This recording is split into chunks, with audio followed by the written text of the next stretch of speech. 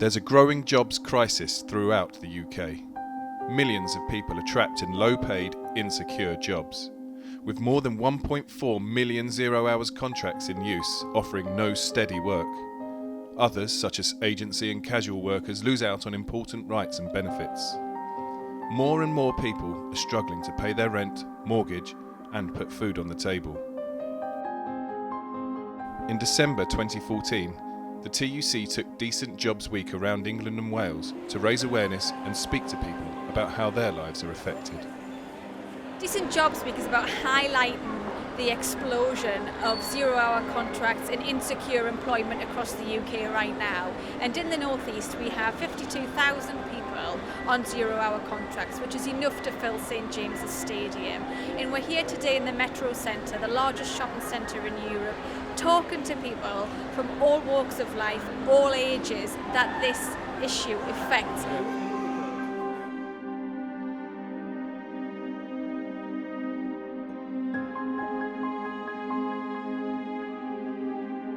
Until recently, I worked in a zero-hour contract job. It just meant that I had no stability in my life, and it actually meant that where I was living at the time, I've had to now move back with my parents, and I'm still in debt from working in hours like that now.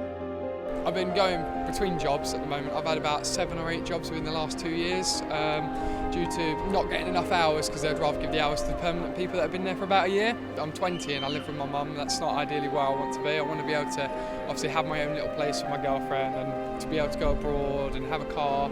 But at the moment I'm still relying on public transport and my mum. I've been was made redundant in 2011 working for Derbyshire County Council in foster care. I used to manage a computer team, and it was a good stable job. Now I've been on temporary work, casual work and 0 hours since.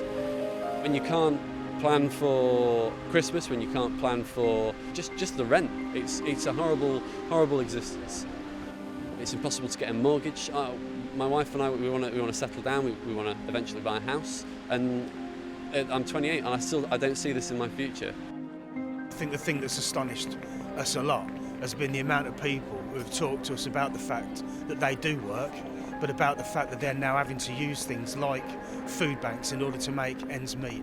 The fact that there's poverty, but it's in work poverty, is an issue that really is facing us, and an issue that really does need to be dealt with. We're less than 5 miles away here from the most used food bank in the UK, and this food bank isn't used just by homeless people or people relying on welfare or as a result of welfare sanctions. These are people who are working, and that food bank's mostly used when people are on their way home from work. Every area that we've been in this week, everybody's saying the same thing. Yes, they want jobs, but they want secure jobs. Yes, they want hours, but they don't want 0 hours. And yes, they want a wage, but they want and need a living wage. And that's how we'll build a better economy. We want a living wage so people aren't paying to work. We want minimum guaranteed hours so people can actually plan for a future. And we want dignity in work. It's not much to ask, it really isn't.